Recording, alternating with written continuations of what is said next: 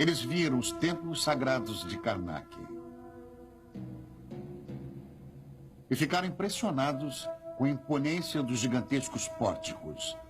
Os imensos palácios de suas cidades de origem, Knossos, Festos, Malia e Catos Acros, eram bem menores.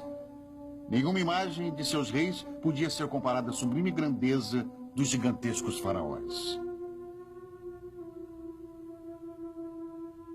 Os cretenses aprendiam rápido. Os arqueólogos encontraram nos palácios cretenses construções comparáveis às plantas dos templos, com 3 naves egípcias erguidos para os deuses Ísis, Osíris e Hathor.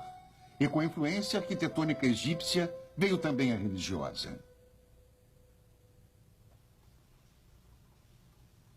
Os cretenses nunca chegavam ao Egito de mãos vazias. Os faraós admiravam a fina, ricamente adornada cerâmica cretense.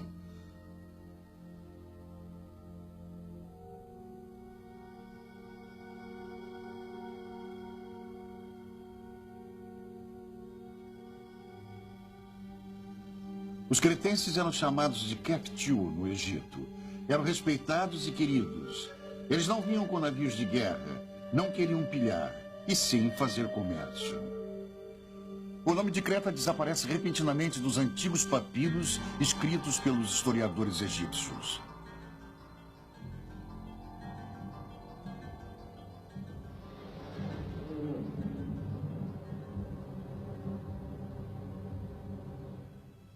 O que aconteceu em aproximadamente 1500 a.C.? Arqueólogos do mundo inteiro se perguntam sobre isto. O pesquisador alemão Hans Wunderlich nunca se perguntou o motivo da queda da cultura minoica. Para ele, Knossos sempre foi um gigantesco cemitério. Ele interpreta os chifres de touro como um símbolo da morte. Os mortos eram embalsamados segundo o exemplo egípcio e levados em procissão ao seu túmulo. Não era, portanto, um sítio de poder e sim de luto e silêncio? Se este era o centro de um culto à morte, onde se encontrava então o Palácio dos Reis?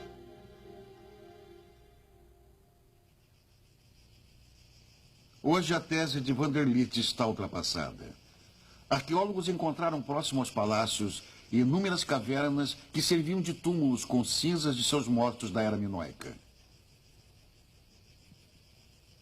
Os cretenses consideravam as cavernas sagradas. Ali, eles ficavam mais próximos às forças indomáveis da natureza, ao interior da terra. Segundo o mito de Zeus, os deuses nasciam em cavernas. A caverna de Eileitia já era um local sagrado para cultos religiosos há 5.000 anos, como demonstram os achados arqueológicos nela.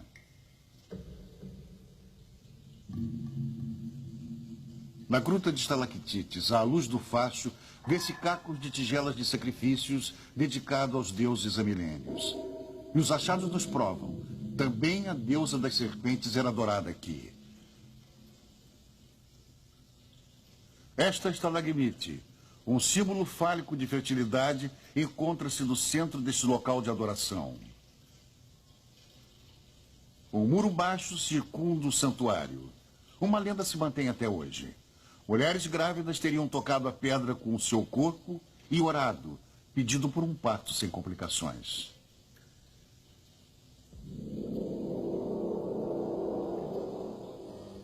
A montanha de Ida também é considerada sagrada pelos cretenses.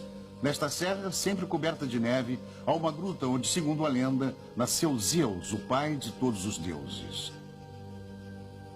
Não muito longe de Ida, se encontram as ruínas de Festos, o segundo palácio mais importante da ilha depois de Knossos.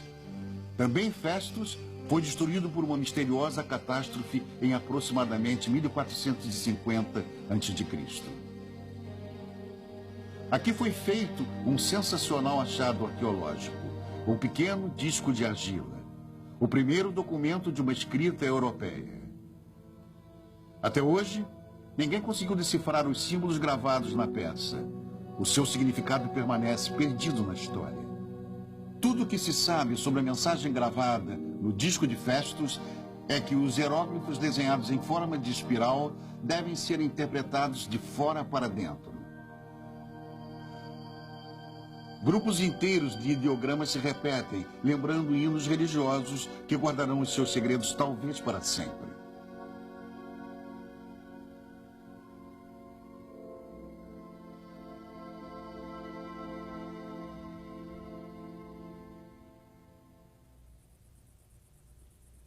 Outro achado arqueológico feito próximo a Knossos nos permite conhecer melhor os rituais religiosos minoicos. Relatórios das escavações reconstroem eventos estranhos que ocorreram neste primeiro templo encontrado em Creta.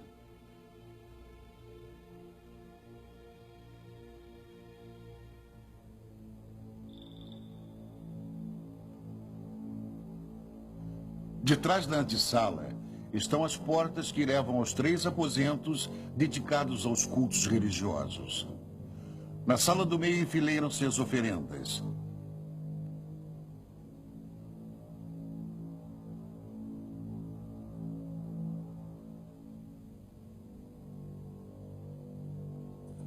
Os escavadores encontram ossos de animais entre elas. Sobre um pedestal ante a parede do altar, há 2 pés de barro, provavelmente a base de uma estátua de madeira que foi queimada representando alguma entidade divina. Mas como era a estátua? Era para a deusa das serpentes de Knossos?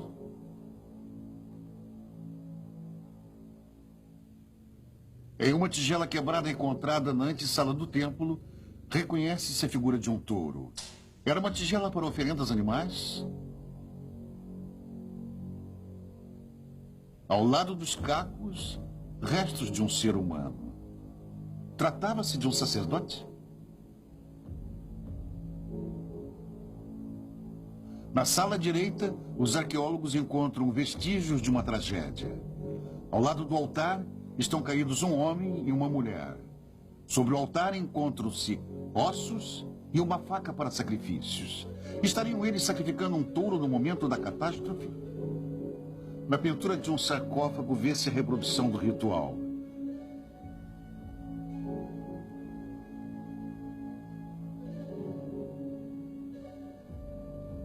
Enquanto o touro está amarrado ao altar, a sacerdotisa o sangra, fazendo-lhe um corte na artéria carótida.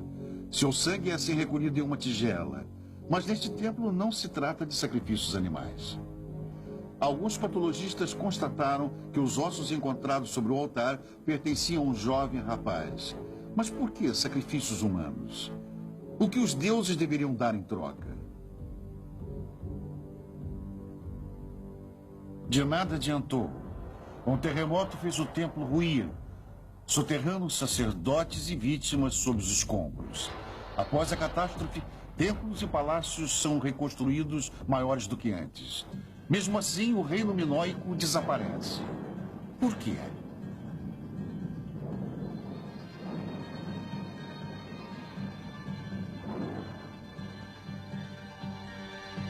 O indício nos leva ao norte. A 120 quilômetros de Creta está situado Santorini. O arquipélago falciforme é formado por restos de um enorme vulcão. No momento de sua erupção, ele deve ter literalmente explodido, jogando quantidades inimagináveis de lava pelos ares. Na Terra formou-se então um vácuo, quebrando a ilha ao meio. A água do mar invadiu a cratera, formando o arquipélago como conhecemos hoje. O vulcão permanece ativo, formando novos cones eruptivos. A tranquilidade é enganadora, pois a qualquer momento poderá haver uma nova erupção.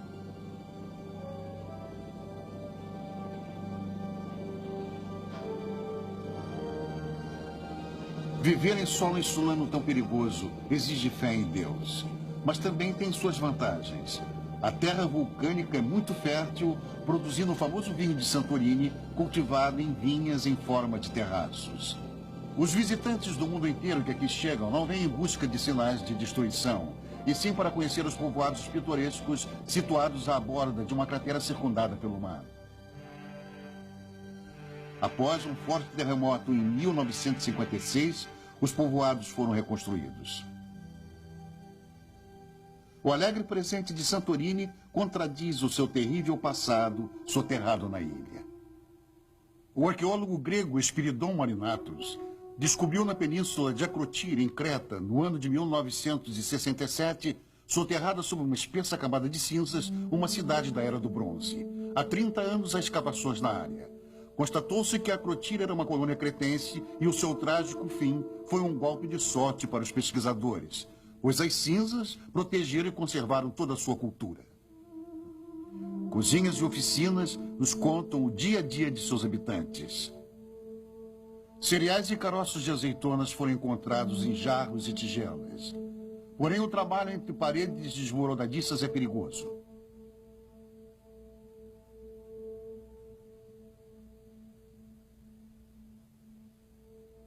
O descobridor de Acrotiri foi atingido mortalmente por pedras e sepultado em sua cidade natal. Sua filha Nano prossegue com seu trabalho. Nano Marinatos, arqueóloga, filha do descobridor de Acrotiri, diz: a maioria dos arqueólogos acredita que os cretenses possuíram uma espécie de império, um domínio marítimo chamado de talassocracia. O que nós não sabemos é como era formada a classe dominante. Eu acredito que a classe dominante era constituída por sacerdotes. Eles tinham, ou melhor, eles afirmavam que tinham uma relação especial com os deuses. Eles apareciam em público vestidos de deuses. Muitas casas eram enfeitadas com afrescos, rostos com feições cretenses, sacerdotisas. Também este jovem leva sua pesca como oferenda ao altar.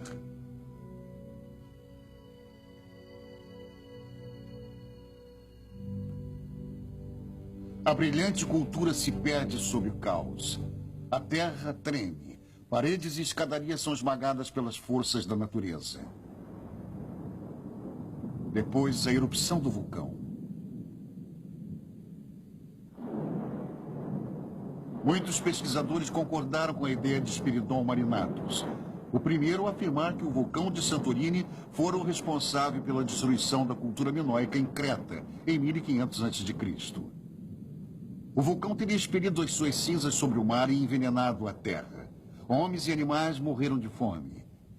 Com a erupção, rochas caindo ao mar teriam desencadeado uma onda gigantesca que afundara a famosa frota cretense e destruir as fortalezas portuárias.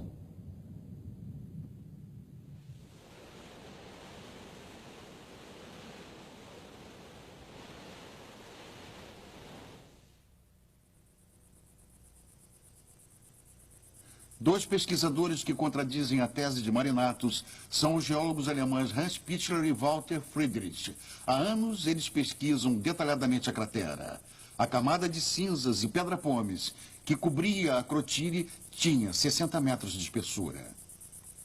A última grande erupção na Era do Bronze expeliu rochas como esta. As pedras narram a história quando se sabe interpretá-las como geólogos.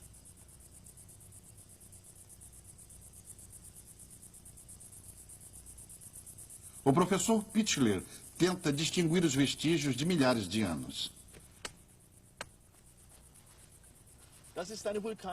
Hans Pichler disse: esta é uma bomba vulcânica. Percebe-se que a camada de terra onde esta rocha caiu era úmida e não houve uma chuva vulcânica. Nota-se ainda que este bloco de lava quebrou-se em vários pedaços menores. O professor Friedrich descobre uma colônia pré-histórica no interior da cratera. É uma prova concreta de que esta cratera já existia antes da erupção vulcânica que supostamente destruiu Creta. Uma rocha insignificante. Para o geólogo, um livro contendo muitas informações. Quem prestar atenção reconhecerá fósseis de conchas marinhas. Portanto, a cratera com água do mar de Santorini é antiquíssima, não podendo ter causado uma onda gigantesca como uma erupção na Era do Bronze que teria atingido a costa cretense. Com novos dados, os pesquisadores simulam no computador o que realmente aconteceu há 3.500 anos. Nuvens de vapor sobre a cratera prenunciam uma erupção.